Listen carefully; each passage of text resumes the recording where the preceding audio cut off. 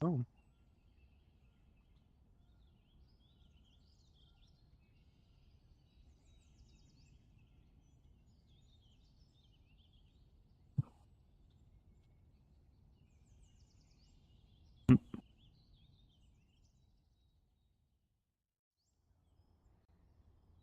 There we go.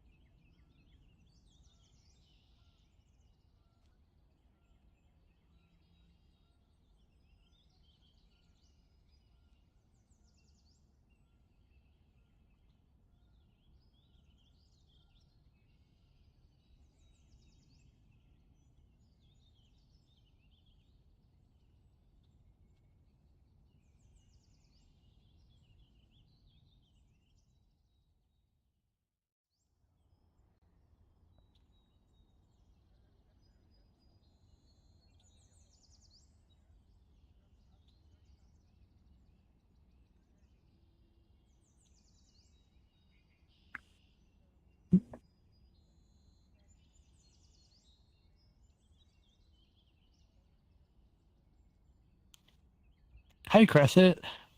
Hey, how's it Good going? to see you. Yeah, how are Yeah, it's you? good. How have you been? I've been pretty good. How have you been?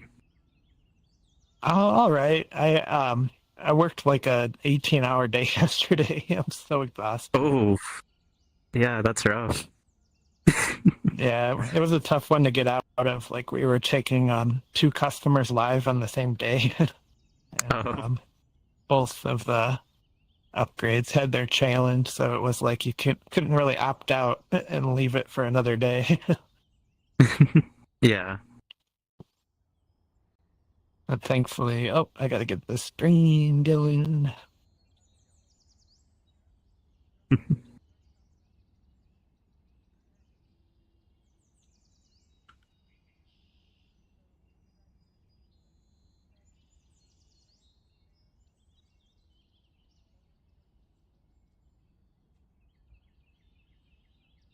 There we go.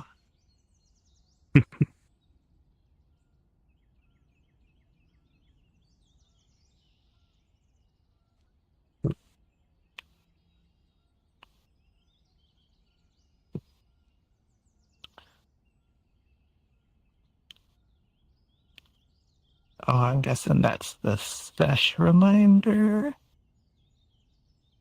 Think so.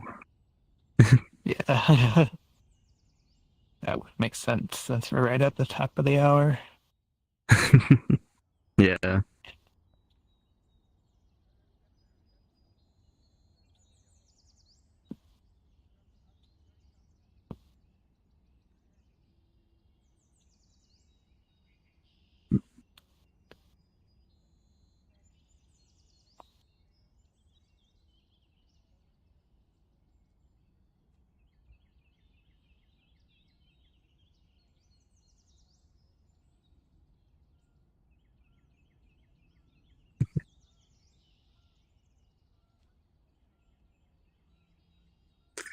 Hopefully I won't have any connection issues today.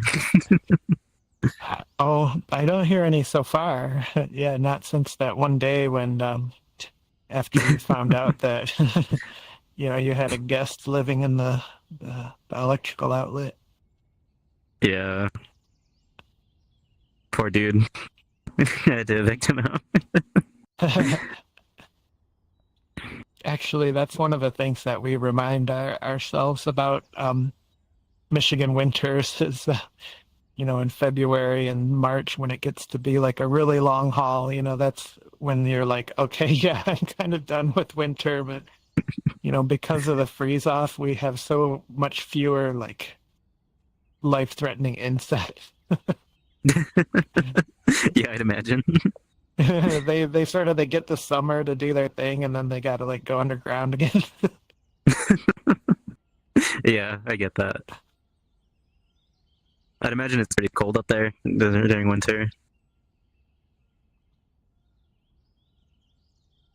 Yeah, I try not to one up anyone because there's always like Alaska and St. George and Bay and places like Newfoundland, but Yeah. yeah, it does get like your face hurts cold here, Yeah.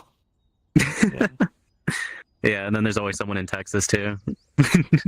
Ah, right. Yeah.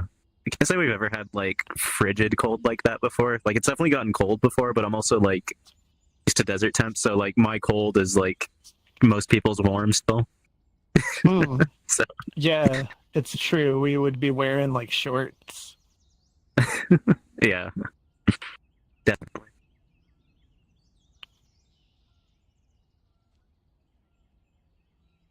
Yeah, there's actually a YouTube channel that this this lady does kind of almost like I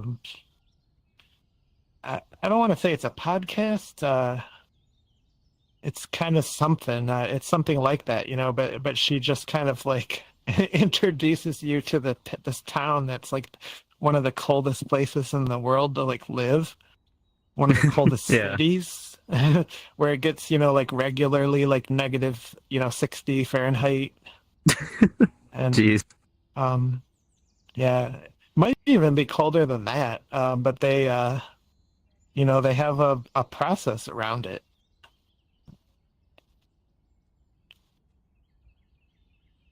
Yeah, I'd imagine. Sounds terrifying still. Coldest Yeah. I've ever gotten was like -2 Fahrenheit. So yeah. Yeah, that's pretty cool. Yeah, definitely. I'd say. I once knew a friend through a friend that did Alaska trips to go see the Northern Lights, and Hmm. he was like really quick to be transparent and be like, if you come on this trip, like you have to like prepare for the cold. Like if you don't Yeah. bring gear, you're gonna be like stuck inside, like yeah. Yeah. Hi Hello. KP, hello simulations. Yeah, welcome. Yeah, I suppose we'll get things kicked off here shortly. Are you on desktop mode or? Yeah.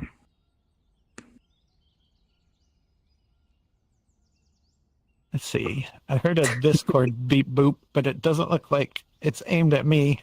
I wish there was a different beep boop for like when it's at you. So like you knew Yeah. if it was just somebody posted somewhere versus somebody sent you a note. Um, but great, yeah, let's go ahead and get things kicked off here. So welcome to another of our review events, the book review of The Body Keeps the Score, going into chapter 18 this week. And a super big thank you for dialing in. This has just been such a wonderful experience to read the book like together, to talk through it, and I mean I know it's busy times too. So like I never really fully obligate anybody to actually read the book, which is why we do sort of the content presentation to be a good summary if there's no time to read the chapter, or maybe read it a long time ago and it's just a refresher. But the main point is just like doing it together. I just love that we're kind of doing it as a group. It's been super insightful. By this point, we've had so many great discussions and shares. So yeah, thanks once again for putting the time aside to dial in and do this together. And yeah, I do have just kind of a logistical announcement. I'm actually helping a family member with some surgery that's going to be out of state. So I'm kind of going on a road trip. And I was kind of weighing the options of like trying to take the headset and still hold the event. But in the end, I just decided it would be too like chaotic to try to figure out how to pull it off. Not that it couldn't be done, but just I thought it might kind of create some stress and chaos and maybe even impact the event itself. So decided that pausing is better. So after today's event, the next one will be coming back is July 31st after the road trip, and yeah, we'll get back at it for the kind of the finish line chapters coming up here. And welcome, George Braham. Good to see you too. Yeah, thanks for coming. You too, Scott, and everybody else. Heck yeah, and yeah, just kind of go through some of our norms. Like just a continuous reminder that we're more of like a peer-to-peer wellness enthusiast group and not really professional therapists in any capacity. So if something comes up that's like super crisis-ish, we do want that to be shared because we want to help, and probably guide that into some professional level of help because we don't really have the training or the capacity to help in that at that level, but we do encourage that. Reach out to someone here, someone that someone that you can trust, or one of the crisis lines, so that we can begin that path of something came up here and you want to pursue it. The professional route is an amazing way to go. And we don't want to try to, kind of pounce on people's shares with like fixing and advice and, what that means for me, so in some cases when we share, it could be something even for the first time. And it's good to let that have a small space to kind of breathe and ruminate and just be heard. But on the flip side of that, if you do want some advice, it's feel free to ask the group. I'm sure the group would have something that resonates for them that they could share back. Also I and you statement, hygiene, and this kind of goes into the Discord too. I think we kind of pride ourselves on being like a mindful group, so we don't really have a lot of that kind of borderline speech, which is like meant to be provocative or even insulting or hateful. So I think we have a really good group around mindful presence practice kind of speech. So but it's always just a good reminder that sometimes if we get excited and we jump in with some I statements or jump in with some you statements, it could feel judgmental. So just be mindful of that when somebody's, sharing something sensitive. We want to honor, that it's sensitive and vulnerable. And also, confidentiality. We don't collect information to try to, create gossip or, use that information for some purpose. But we do stream to YouTube, of course, because we want a little bit of a footprint out there if somebody finds us and feels the event's useful. the YouTube presence kind of gives us that opportunity. People can watch if they don't have the time to come in, or if maybe it's not at a good time, that it can still be accessed. So, but just be mindful if you do share something. It will be on the streaming side of things too. So we want to be really transparent and careful with that. So I just like to disclose it. We have the raise hand tool as well. When we get to open discussion, it just kind of helps me know that there is something you'd like to share with the group. And so I can go in kind of an order. I always found in some of our events, if we do like a free-for-all, a lot of times it will get to be where two like assertive people will just have a conversation and everybody not that it's not interesting, but it's like, you like to hear from everybody. So I felt like the hand raise tool was like a way to help out with that. We do want to hear, I can speak for myself. Like I do like to hear from everyone. So, even if we got a hand raise and it was just like, nothing really came up, but just wanted to say hello like that, that's as simple as it gets and totally welcome. And I really love that we've had some discussions going on the Discord too. That's super fun during the week to sort of just check in with one another. So I love that we have that channel. We were even talking about like TV episodes and stuff this week. So it doesn't have to be like the academic in-depth dive to the book too. We can just say hello, and that's always welcome. So chapter 18 is all about this process of PBSP, psychomotor therapy, which is this really unorthodox, meaning that it's just a little bit outside of the norm. This process that this couple made up, Mr. Pesto and Mrs. Boyden came up with this new form of therapy.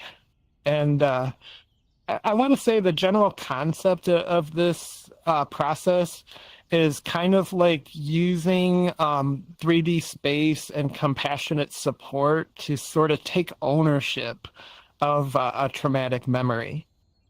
So we've all studied the process through these previous chapters of how our nervous system gets hijacked by these like cyclical triggers, and how we sort of get stuck in these traumatic memories, and the reactions that it generates compromises like how we think, how we can even speak, our creativity.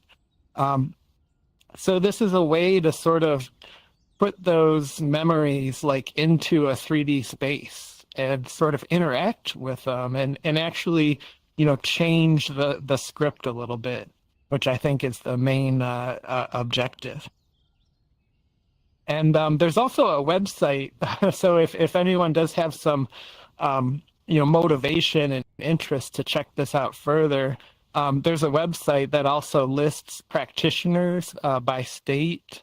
Because this is sort of a nuanced therapy, it's very unlikely it would be covered by like a typical like medical insurance or Medicare or anything like that.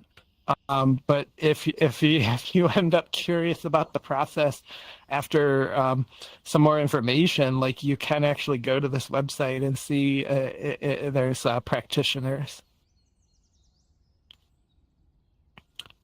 And one of the general themes I found about the practice is it's almost like that. You have those conversations where you go to work and you tell somebody like, oh, I was trying to make that left turn onto Main Street, and somebody, of course, ran the yellow light and almost rear-ended me. And that person will say, I would have stopped my car and jumped out, and I would have pounded on their windshield or something, Yeah, and like the story is so outlandish. Like, of course, they never would have done that, but for some reason, like we say that, like I would have done this, I would have done that. So And there's kind of this funny anecdote from the Kung Fu Panda movie where like somebody didn't leave a tip, like this master, Kung Fu master that came through the noodle shop and didn't leave him a tip or something like that. And he's like, yeah, and I told him, this really terrible insult. And they're like, you said that to him? And he's like, well, I didn't say it, I thought it. Like, if he could read my mind, he would have been like, what?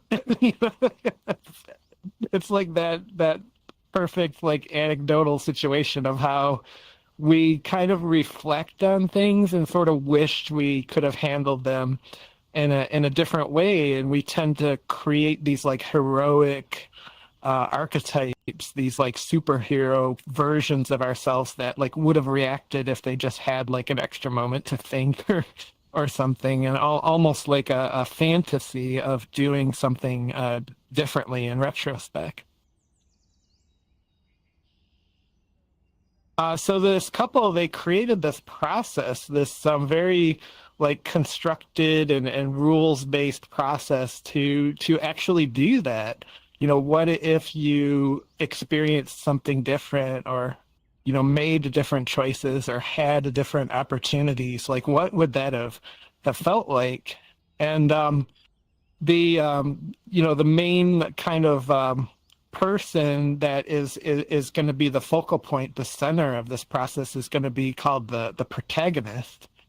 And as we know, the protagonist is kind of the character that the story revolves around, in most cases, like a hero's journey, somebody identifiable and likable. But I almost liken the person in this process as more of like a director. I don't know that protagonist like really fully articulates like the role, because like you're also like placing things in your space and directing people in the space and where they might be, who they might represent.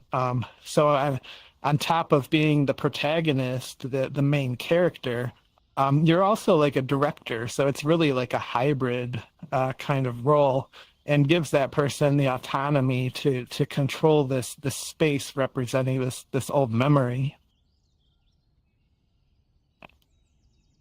And the witness is probably the equally most important part of the equation. And I really believe this is somebody that should probably be a trained professional, somebody that has experience doing this, because as we go, I think you can kind of see like the levels of discomfort that could come from this, and how it would be really important to have somebody with experience like help guide that discomfort. But the witness has these kind of body language reading skills. What do body postures mean? Like, what kind of emotion is coming from body position? Facial expressions. The kind of training that you might see on like YouTube, where they talk about how eyebrows and cheeks and lips like give away certain emotions, even though somebody might be saying otherwise. And tone, how our tone changes, our voice tone, and the pitch at which we speak, and the speed at which we speak. These are all tells for certain emotions too. And of course, the windows to the soul, like where most of our expression comes from, the eyes. So it's very important that the witness has a lot of training and intuitive capabilities of understanding like what is going on in the mind and the body of the protagonist. And on top of that, it's their role to give guidance through the process. So, if someone is experiencing like a emotional shutdown reaction, how do you help kind of guide them through an awareness, even though that's happening, and these cues, like what happens if you look at this person, focus on your breath, let's kind of recenter, we're seeing that you're getting excited. And also, this really kind of way of speaking, I think, kind of defines the process too. And I think there's something important here that George Lucas, as a director, kind of talked about the Yoda character, because he often gets questions about like, why did Yoda sort of talk in that way? Like all these sort of like backwards grammar. And his reasoning was that Yoda had to be this like sage-like mentor kind of character in the movie, so that he really needed people to like listen to what Yoda was saying, that like all of this wisdom he was imparting on Luke through his training. And he said that it was really important to me that he spoke sort of oddly, because he thought that the audience would like really tune into it if it was like this odd cadence and style of speaking, that they would always remember like what Yoda said, because he had this sort of and a funny trivia question too is like Yoda actually speaks Japanese grammar and English vocabulary. So like his sentences are structured very Japanese from like the noun, verb, and subject standpoint, which I don't know if they did that on purpose. I always was curious about that. But sorry, I'm getting way off track there because I love sci-fi.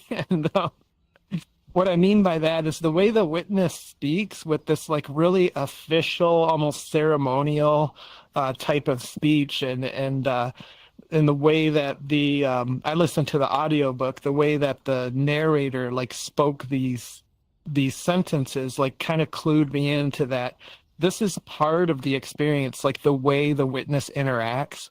A witness can see how crestfallen you are when you talk about your father deserting the family. A witness can see how uncomfortable it is to push through this.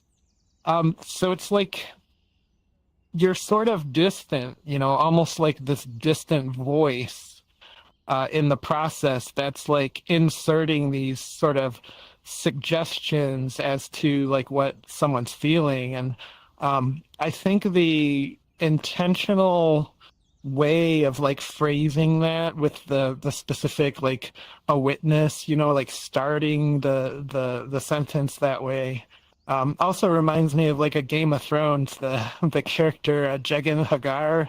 He always talked like a man will do this, a girl will, he always had that sentence where he starts out with the person, a girl or a boy.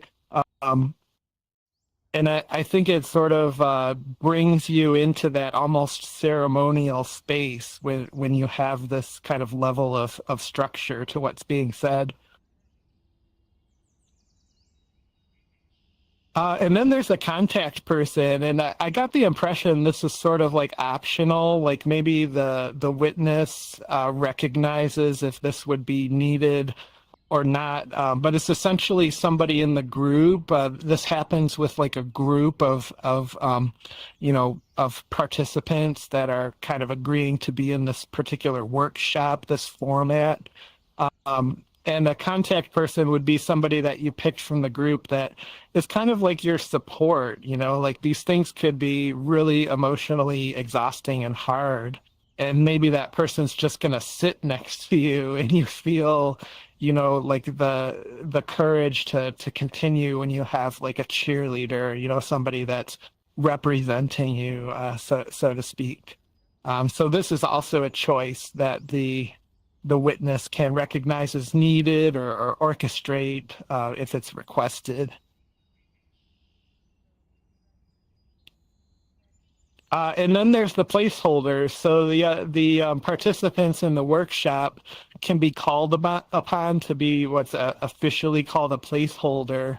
And these are people that the witness or the participant can assign to represent parts of the memory. So, as you can quite imagine, there's a lot of familial scenarios in this activity. So, of course, somebody might represent the really angry version of my sister, and I want her to stand, in this particular spot, and I want you to raise your arms, like you're pouncing, like you're sort of putting the um, the memory into this physical space, like, through these directions. And I love again here this very purposeful language and type of speech to sort of make this ceremonial. I enroll as your real mother who is warm and loving but failed to protect you from your abusive father. I enroll as your ideal mother who would have never allowed that kind of harm. And you can also, as the protagonist, like guide placeholders to say specific things. Like, if you keep this up, I'm going to leave you and take the kids. Like, please, I want my ideal mother to say that phrase. Or, we're not going to sit here and listen to this. Like, these are things that you can request as the protagonist to sort of redefine what might have happened in that scenario. And in this case, like, your real mother and an ideal version of your mother that you wished, could have showed up for you in your childhood, and you could have them have a particular dialogue. And I also thought the de-enrolling process was really sort of emotional, like when this process is coming to a close, everybody that stood in for you as a placeholder, like, de-enrolls. And, they can compassionately offer these things like, if I would have been your ideal dad back then, I would have loved you and protected you and not inflicted this cruelty. And, I think you could get some intuitive things that, might really help the protagonist to hear, through the process, and offer that, like, as a form of closure as the event is sort of winding down.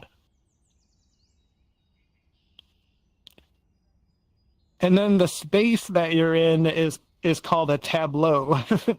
I imagine that's French for something. I don't know quite what, but maybe that means like a space or workshop, working table. And there's some examples there of like pictures of like workshops that are taking place. I couldn't find many pictures, so I tried to do like an AI representation. But if you can imagine this kind of role play scenario where you have a protagonist who's volunteering to dive into this memory, like in a 3D represented space in a workshop, and you have a witness orchestrating and guiding the process, and then you have people volunteering to be there, to be part of the process and to be called upon as placeholders as the event continues. So how does this work? Because this is the point where maybe it's a good point to point this out, is that it's kind of unorthodox, right? Like maybe even a little strange. If you think about going on the internet and finding out where something like this is happening and being like, that's what I think I need. And I think it's important to kind of take a step back and look at it like objectively, as to like how could this work? Like what would this actually do to go through this experience, and to also be placeholders for other people. It would be like almost like a community experience. I'm imagining getting together at a retreat and having each other's like different sessions like scheduled, where you might be a placeholder for somebody, you might be the protagonist tomorrow.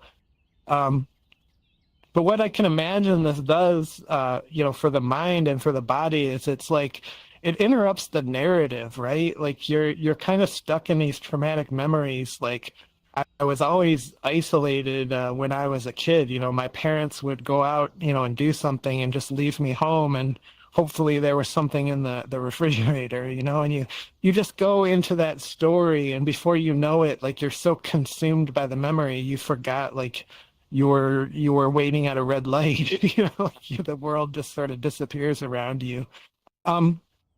This sort of gives you a secondary version of this memory, so that when you do find yourself like diving back down into that all-consuming story, like suddenly there's another pathway that you can be like, oh, like also this side of it.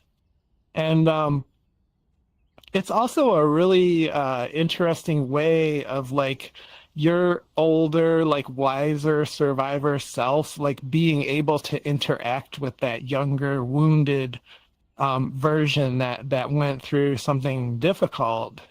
And not only that, but to actually talk, you know, like you could have like a placeholder like literally represent your younger self and like have a conversation, and you know, be able to tell them like, you know, you did your best, like that was what you had to do to get through that situation, and I'm grateful for it. And also I'm here, like I'm now the person you needed then. You know, like I'm here for that.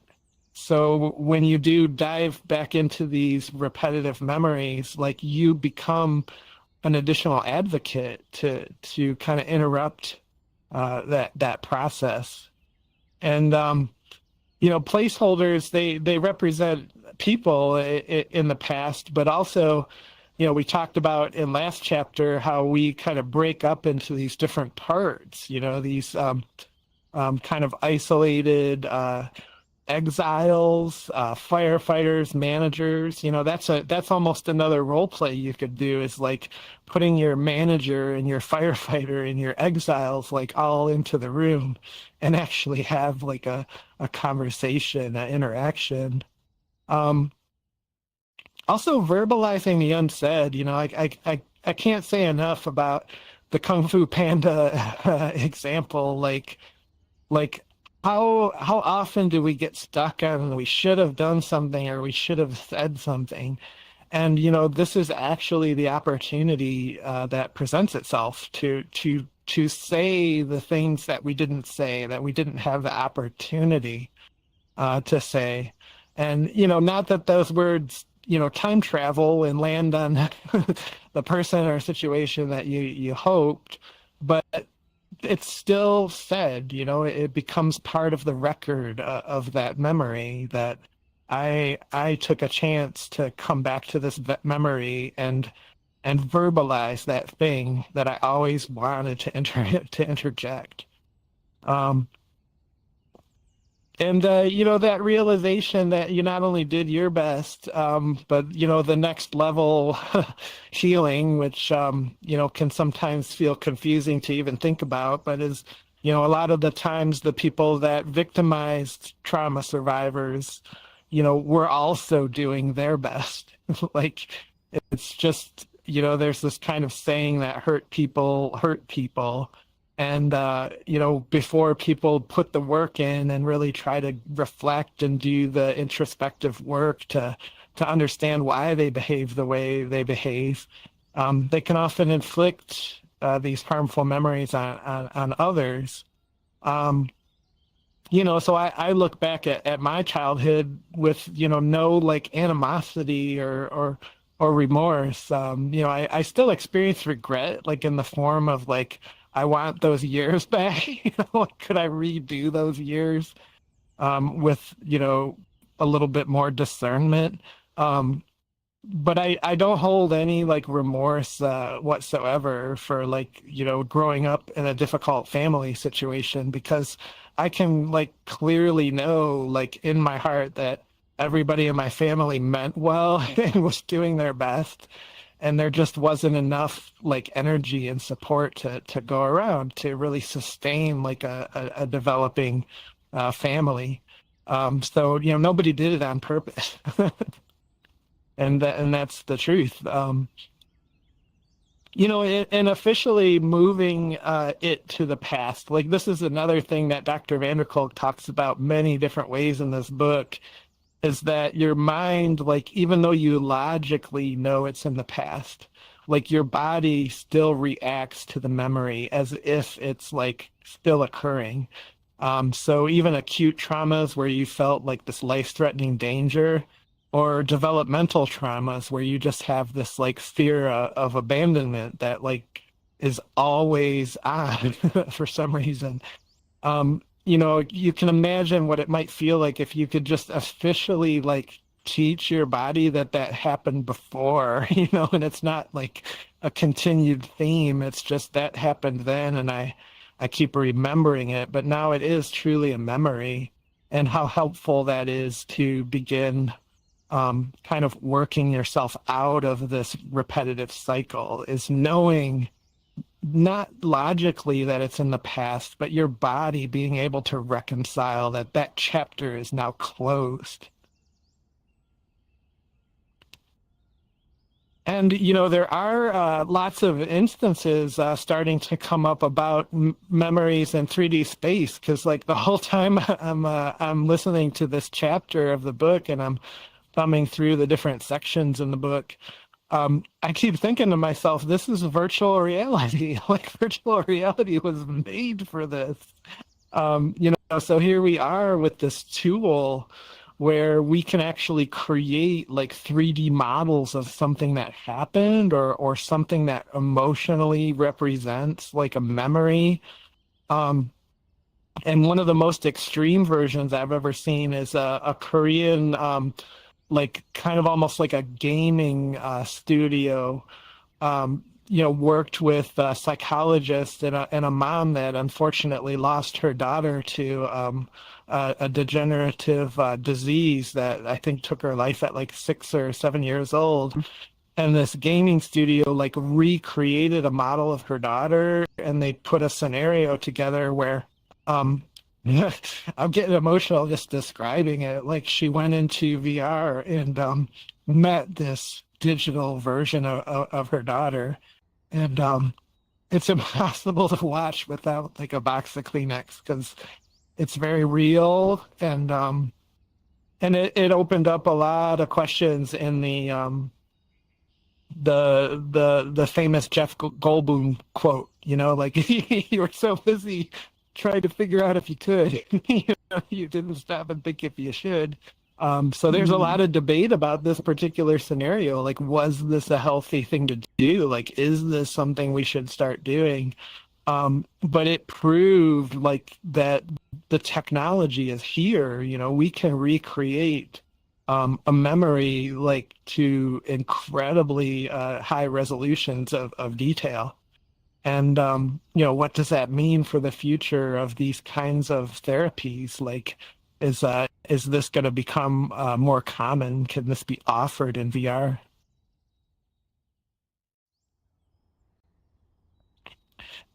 And then there's just the kind of like the philosophical side of it too. Like, do we have the right, to kind of tinker with these memories? Are we allowed to, kind of take the memory back and say, I'm going to make like my version of this memory? And, to that question, my personal feelings are, why not? Like if, you have a pair of shoes that's worn out, excuse me, I'm going to grab a drink of water just real quick.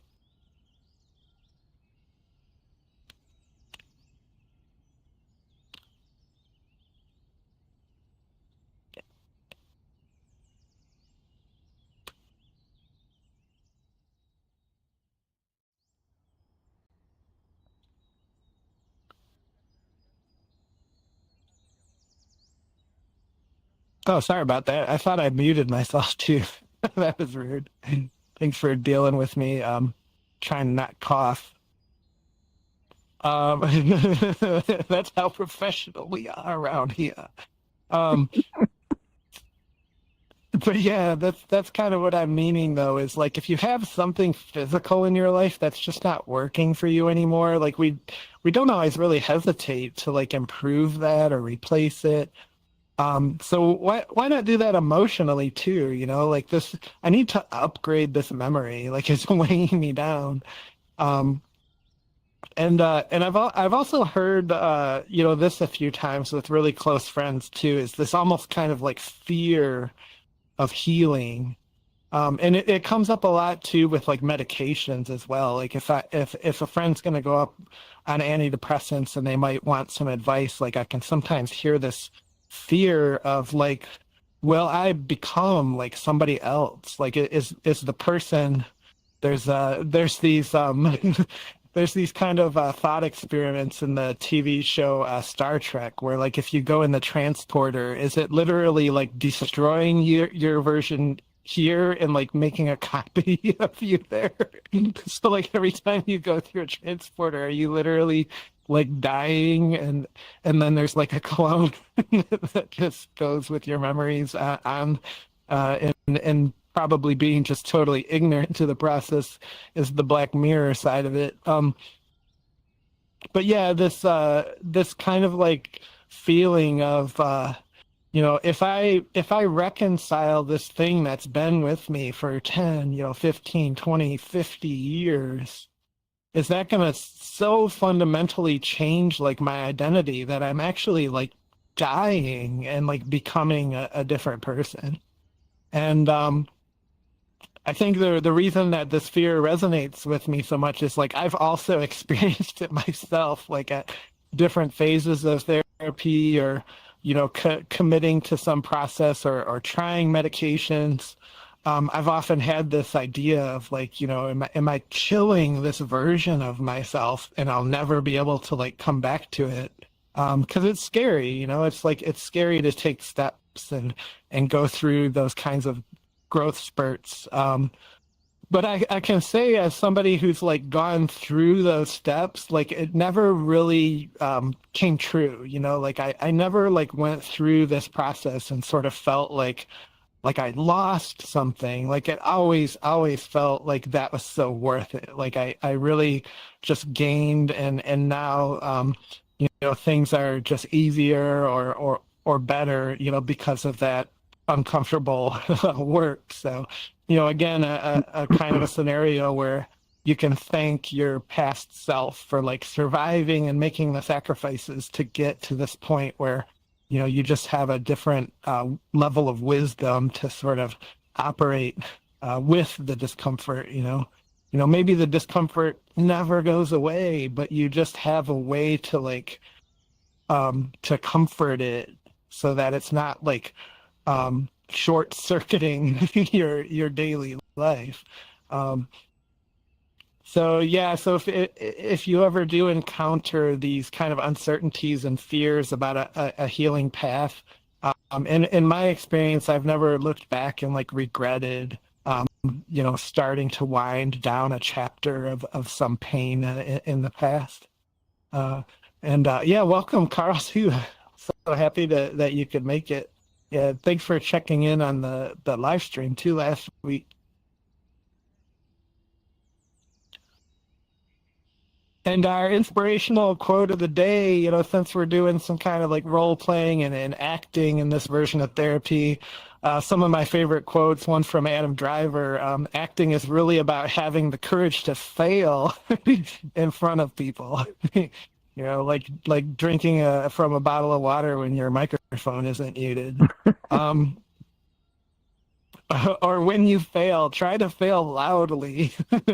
You will never be prepared for the things you are capable of doing. And I love this advice, and it's so hard for me to take because like improv types of situations, especially like improv, if you don't have a script, like, oh my gosh, like I just get so frozen about like what to do with myself. So I'm imagining this form of therapy like actually takes a lot of courage and a lot of community support. Like we talked about the placeholders that you're sort of surrounded by, and you have somebody that's helping you, like a partner, and of course a really well-trained witness that understands the discomfort and how to help navigate that.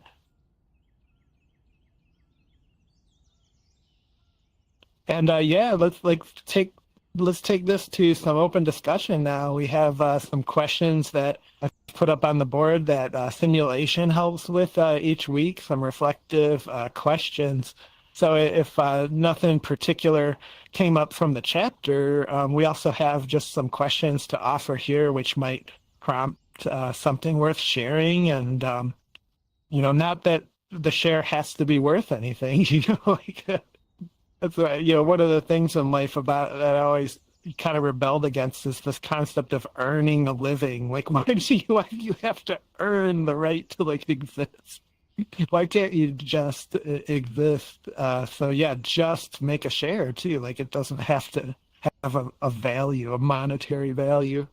But sure, let me throw the microphone around here. So we got George Braham up first. So happy to see your hand raised.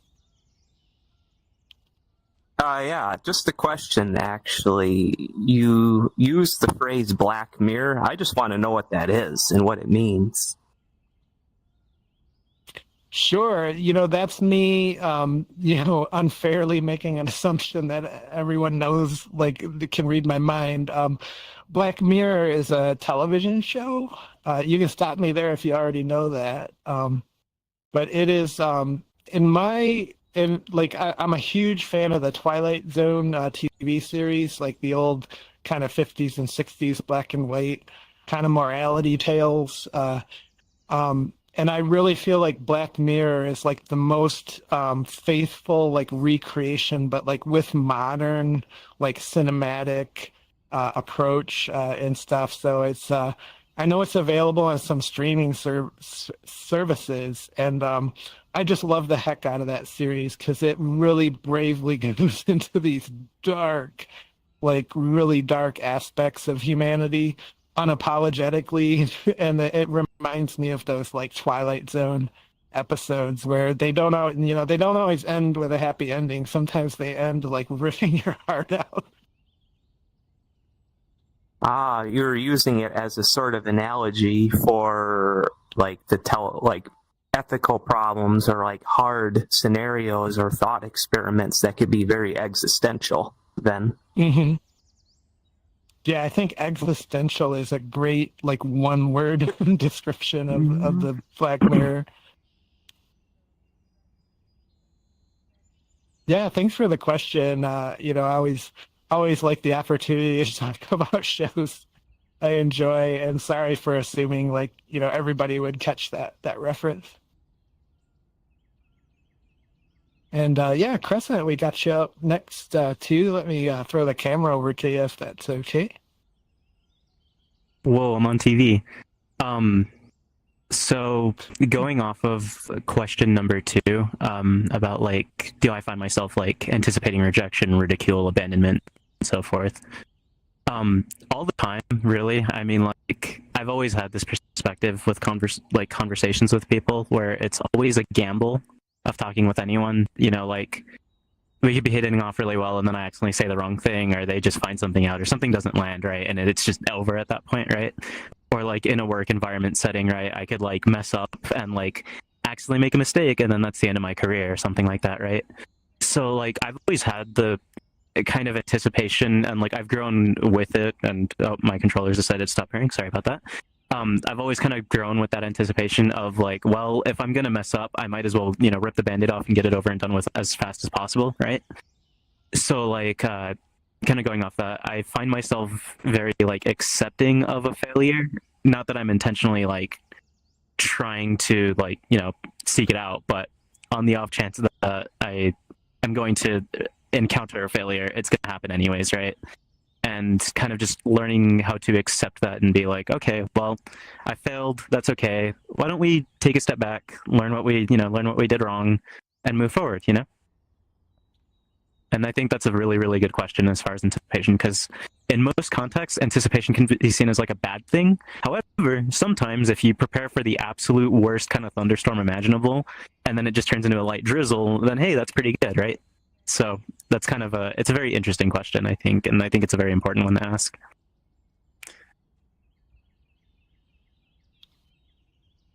Yeah, thanks for circling back to that concept of fear of failure too, because this might sound kind of funny, but I almost invite people to practice failing, because it's really not as big of a deal once once you sort of get used to it. It sounds so weird. Like I'm self-aware of like what I'm saying right now. Um, but it's important, I think, to become comfortable with failure because failure is inevitable. Like there's no way to avoid it. There's levels of failure, so you kind of got me there. But at some point, everyone's going to fail at something in their life. They're going to see it as a failure, or some caretaker is going to pound it into us that we failed. And that discomfort of a loved one or a caretaker or ourselves, expressing the disappointment of the outcome, over and over and over again, I think creates this like do not want like program, and it can bend our lives. It can sort of dominate like our decisions. So failing on purpose is sometimes, if you can find like a fun like low stakes thing to just stink at and just revel in how much you're not good at something and be like okay with it. I think you can sort of take that, that little kernel of practice like into larger things, so that when it does really happen, it's still uncomfortable, but it's not like as severe like without the practice. And that's the kind of lesson I would love to do through like an improv type experience or like dance. Like I always have this fantasy of like rolling up to a hip hop studio and being like, yeah, I'm like middle aged and can't touch my toes, but I'm here, let's do this. And just stink at it, but like in a fun way, So I'm really kind of glad, and sorry that was a whole lot of unsolicited response to, but yeah, does that kind of bring anything up for you from your comment? I loved it. Yeah, definitely. I think it's a really good reflection on it as well, and just kind of like the relatability of it is pretty solid as well. Yeah, sweet. Yeah, we can always take benefits, from something that didn't go right. There's the cliche like versions of like, Thomas Edison like failed 100 times before he invented the light bulb. But there's a kernel of truth to it, like even when you don't succeed, like you take something valuable away from that experience every time. If it's a relationship that didn't go right, if it's a job that didn't work out, if it's a trip that was like horrendous, all of these things, like you can come back with these little nuggets of something that you can take with you, like that's not a lost cause. Yeah, Carl, I see you up on the board too. I'm really happy to see you. I'm glad this is the week that you could make it. Yeah, I overslept a little bit. Hit the snooze a few times. I not mainly, but up front did want to apologize for being late, kicking myself, getting out of bed. But and then as I was hopping on, waiting for the game to load, a little tangential random thing, but I saw a news post that the voice actor who did James from Pokemon and Meowth passed away today. So I threw on this avatar. But yeah, so not being here for most of the presentation and still being behind a little on the book, I went ahead and just kind of skimmed through the questions here and figured I'd have something I could share. And on the second to last one there, that if you could script the perfect parent for your childhood self, what would they have said and done differently? To me, I wouldn't say I had like a bad, upbringing or anything. But it was very, like it was almost like I was shamed for being too excited about things. So like I was too into video games and I was too into the Goosebumps books. I should read a different book. Like it was always whatever I was into was like good at first, and then I was doing it way too much and they wish I would do something else. And kind of just wish I had a little more kind of like shared excitement, like they were. My mom, would be interested in whatever video game I was obsessed with rather than just telling me to go outside. But and like kind of on the same side of that coin, though, there was my mom even has kind of admitted this at this point that she wishes she took like mental health and stuff more seriously, and potentially, I could have been like investigated for like ASD, autism spectrum disorder, that sort of thing, that I'm, fairly confident I've learned to deal with in my life, but maybe with different strategies growing up, I could have, excelled a little more in life, that sort of thing. So I do try to, take those lessons, because I've talked with my mom about this stuff a little bit, trying to take those lessons, in with my own kids and not be as dismissive and that sort of thing.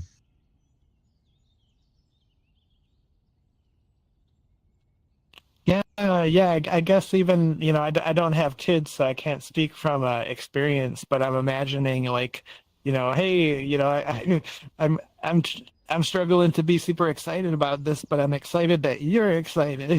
Like Yeah. this looks really fun for you. Like almost, like a little bit of encouragement instead of, creating this feeling of like, you're doing something wrong, or you're getting disapproval from your parents for Yeah. like. I had actually Yeah. seen a video a couple days ago, and I had never seen this YouTube or anything before. It randomly was recommended. It was like I got my video game hating dad played his first game or beat his first game, and it was Dark Souls, and he kind of did like a interview format with the dad rather than kind of your more typical, just kind of like edited action YouTube video with commentary. It was like a direct interview with the dad about, and actually very similarly there to me, their parents were, always very anti video game, wished they would do something productive. They're a waste of time. And near the end of the interview, he was asking them like, oh, well, why did you choose to do this? Why did you think it'd be a good idea? And he was like, oh, well, I still never cared about video games, but I wanted to get closer to you. So if you want to get closer to somebody, you do what they want to do. And like, I was damn near crying in the car on the way home. Like, this guy's dad was just so wholesome. Oh my gosh, yeah. Like how incredible is that? And Dark Souls too. That's like swimming in the deep end. You're just, Yeah. that is not an easy No training wheels. that is that's like the old school like NES games that like people like still haven't won because they're that hard. Yeah, and it was literally like, all right, and so that stick's gonna move you, and this stick's gonna move your camera. So he was like really starting from zero. Wow, Dark Souls. That's an incredible part of the story itself, but I mean, not to overshadow like the meaning of, let's sort of rectify this, and this is like a way into your world. I think that's the reward is I can't speak for a parent, but I can speak for a child. I was a child. Yeah.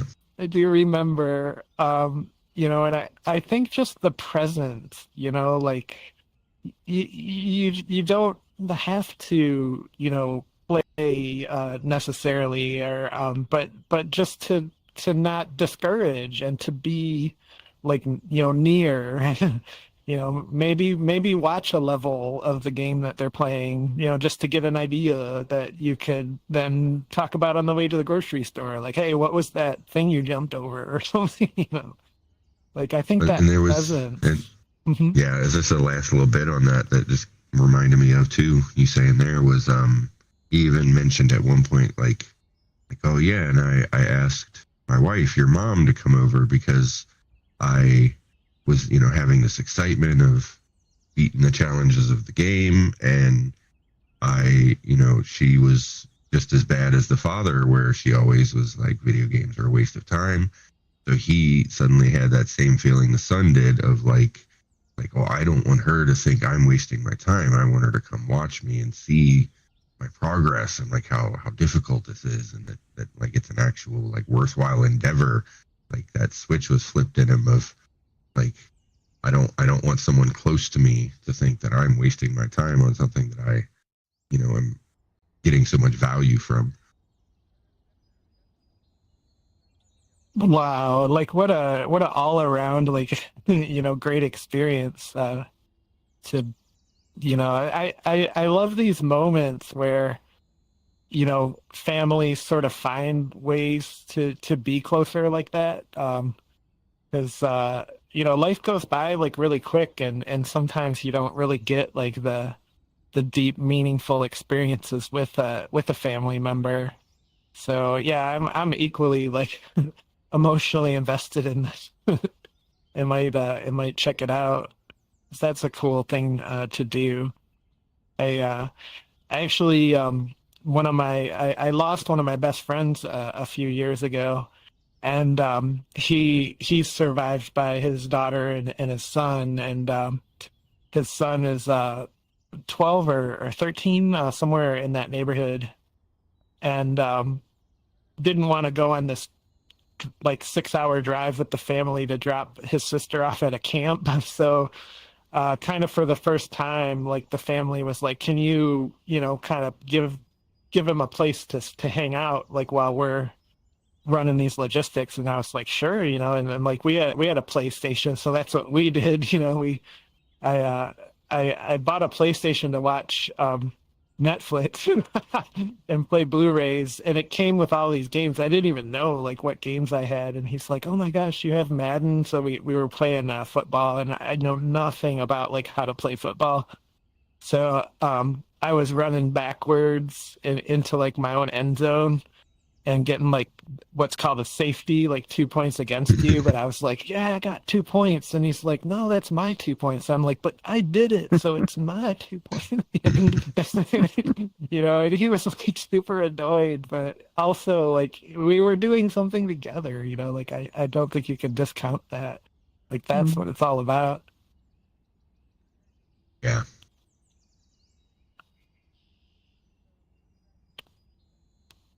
Yeah, thanks for that. That's a really awesome story. Very relevant to what we're talking about too. And yeah, let me throw the camera over to KT. Thanks for raising your hand. Curious what came up this chapter. I was intrigued by the notion of changing a memory. And the more I've thought about it, the more I really don't like that idea.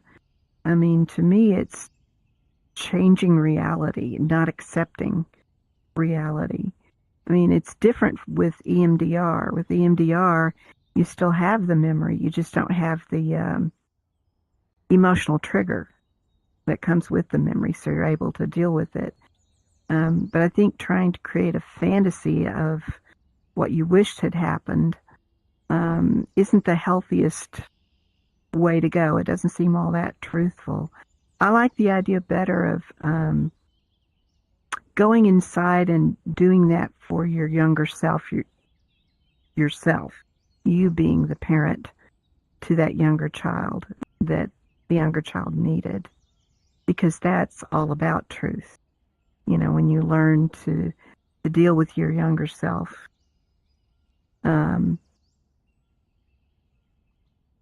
Yeah, I had a weird set of recommendations on my YouTube as well. That was a whole set of like revenge or wishful wannabe kinds of essays. And it's where someone has been not recognized by their family and shut out, and they just go their own way and become a huge success in the military or in a business or something like that. And then they're able to show off their success to their family and finally be seen. And I'm thinking, yeah, but this is fictional. And is revenge really the healthiest way to go about it?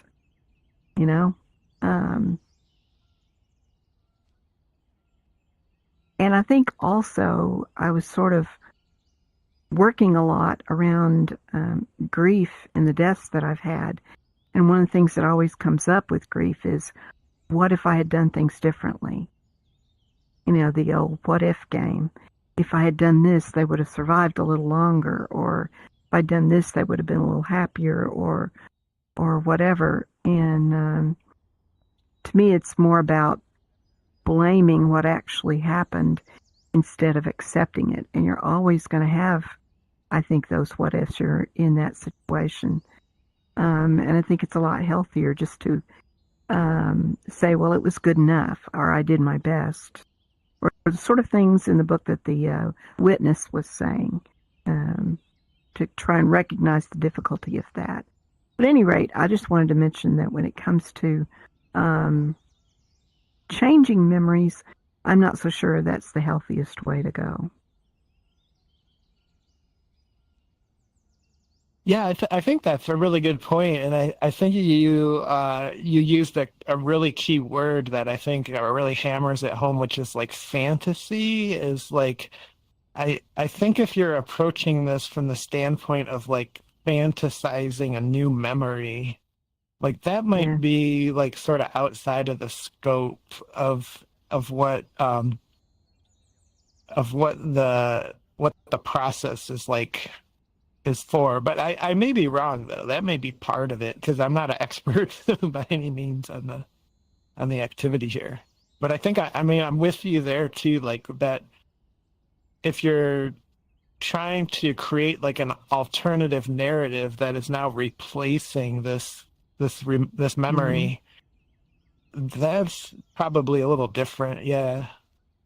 And, you know, who am I to judge somebody else if they're doing what they need to do to deal with the situation? So I want to be careful about that. But I guess I'm just really fond of Thich Han's approach to taking care of your inner self. You know, coming back to yourself and taking care of yourself. Yeah, because it comes up in the book a lot too, like the process of dissociation, where you really do like lose touch with reality.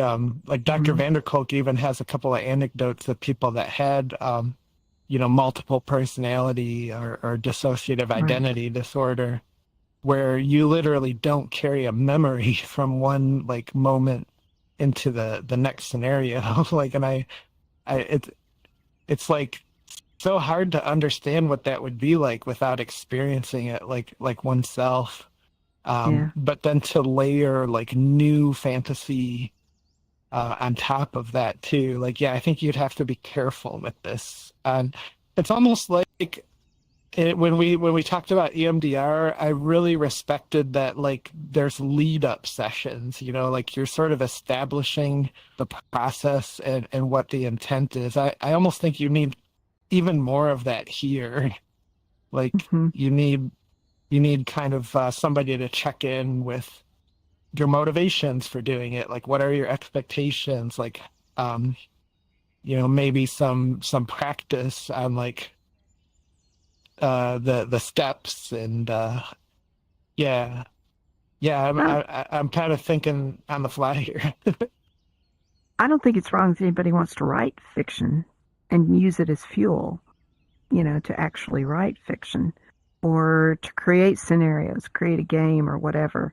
I don't see any problem with that, because that's where we can use our pain to be, be more creative. And I think I don't see a problem with that. Oh, sure. Yeah, and probably the important part is like clearly separating the fiction and the fantasy from I think an important aspect of this practice here, and it's so unorthodox. I think Dr. Van der Kolk wanted to add like something like a little bit off the beaten path, to help kind of think of like different possibilities. But I think the core like achievement of this process is like changing the feeling, like not necessarily the like what happened aspect, but like how it feels when you remember it. Yeah, exactly. And that's kind of like what came up for me as I was getting like into the chapter. I was like, yeah, this is all about like what feelings come up when certain memories visit. Yeah. And how can you sort of be a director of that?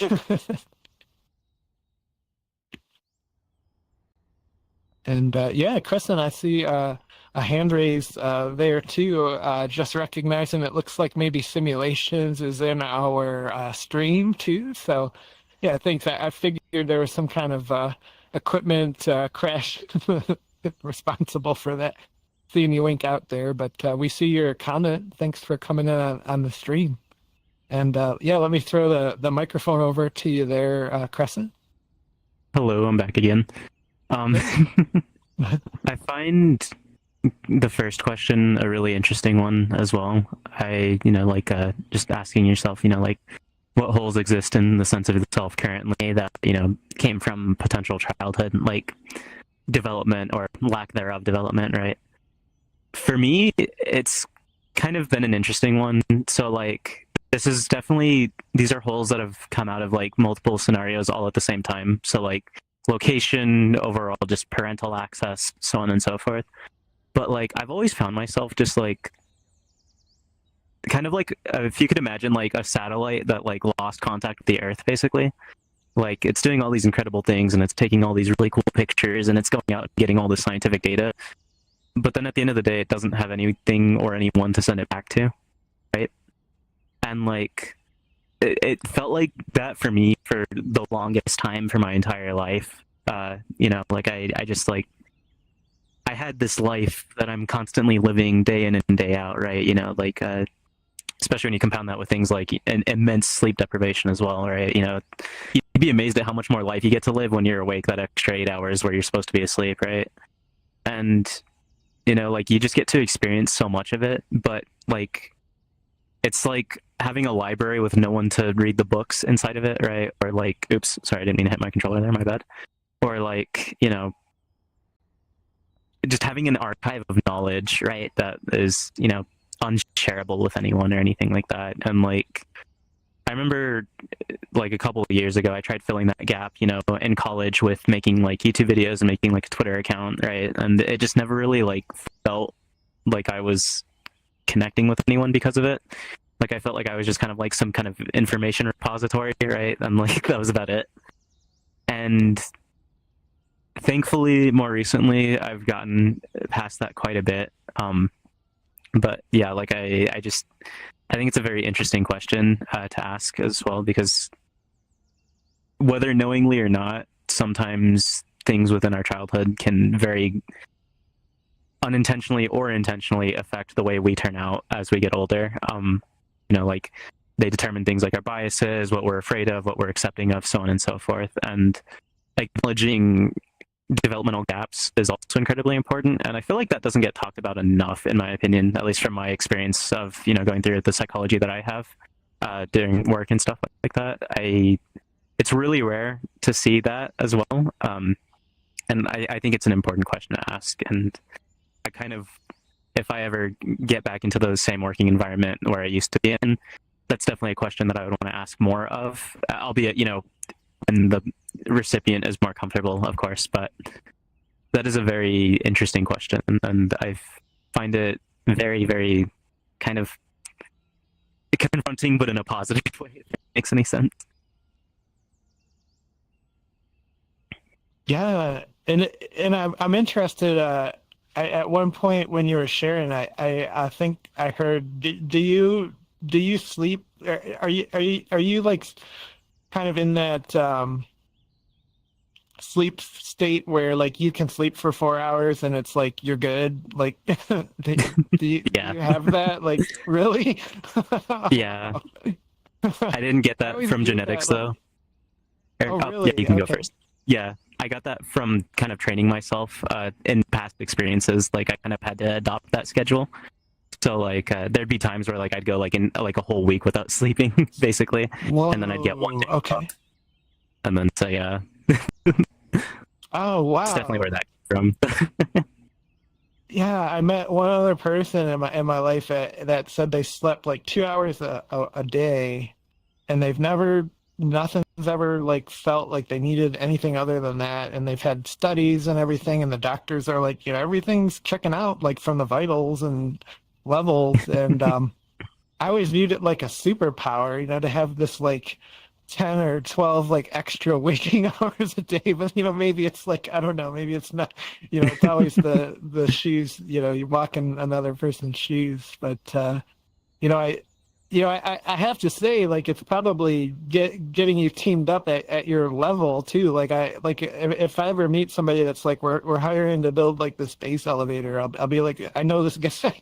Because, like, I think like when we first met, we were talking about alternative like keyboards and stuff, and you're like, yeah, I got this design I made. If you want to 3D print it, and I'm like, whoa, like, simpleton alert. Like, I'm just a layman over here. But yeah, that's kind of, I can imagine that's kind of like isolating to have this this interest in like that level of detail and like skills and practice, but like not really be in an environment that is understanding of, or even maybe like discouraging, but like certainly not cultivating and encouraging about that. So like, did I hear that right? That like you started? Mhm. Yeah, I think so. Yeah, I agree with you. I often look back to my childhood for like my own like kind of behaviors, like things I sort of seek and need and react to. Like I can almost start like making a map and tracing it back to like, oh, this is where that came from, and you begin to recognize it. And those are kind of like those little like self deaths like I talked about too. It's like when you start like I remember when somebody explained to me like how to play the guitar, and it was like I loved learning it, but it also dispelled like the magic of like just the sound like coming out of and like when I make these revelations of like where something in my personality like derived from, it almost like has this this like lamenting feeling, now that I understand it. It's weird how like growth and self introspection like has these sort of mixed emotions to it. So I would have to agree with you. This is a great question.